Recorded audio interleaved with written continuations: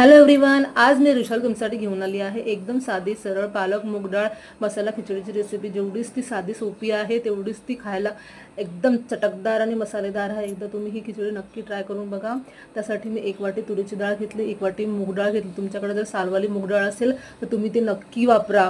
आणि सोबतच मी 2 वाटी तांदूळ घेतले। डाळ आणि तांदूळ मी समप्रमाणात घेऊन त्याला मी पाण्याने स्वच्छ धुवून घेतले आणि कुकरमध्ये डाळ तांदूळ टाकून त्यामध्ये दुप्पट असं पाणी टाकले। त्यामध्ये मी चवीनुसार मीठ आणि थोडी हळद टाकून आसट अशी खिचडी मी शिजवून घेणार आहे। एकदा तुम्ही ही खिचडी नक्की ट्राय करा। आज रात्रीच्या मेनूला तुम्ही खिचडी करा बघा, खूप टेस्टी लागते। सोबतच जोपर्यंत आपला कुकर होणार आहे तोपर्यंत आपण बाकीची तयारी करून घेऊया। मस्त हिरवीगार पालक, लाल लाल टोमॅटो, हिरवे मटर आणि कांदा मस्त कट करून घेतला।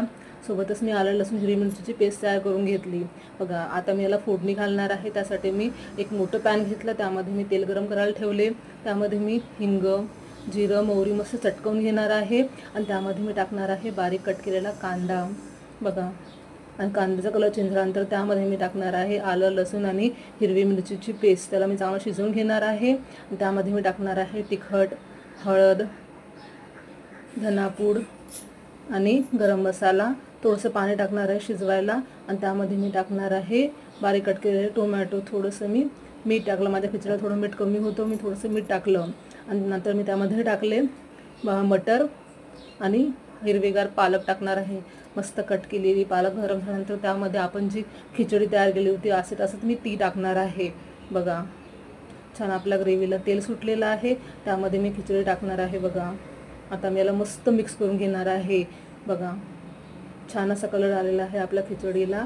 आता थोडेसे आसट करण्यासाठी मी यामध्ये गरम पाण्याचा वापर करणार आहे। तुम्हाला आसट खिचडी आवडत असेल तर तुम्ही गरम पाणी टाका, नसेल आवडत तर तुम्ही अशी पण खाऊ शकता बघा। मला आसट खिचडी आवडते, त्यामध्ये मी गरम पाणी टाकलेलं आहे। आता मी याला मस्त मिक्स करून घेतलेले आहे बघा। एकदम सुंदरशी खिचडी झालेली आहे आपली।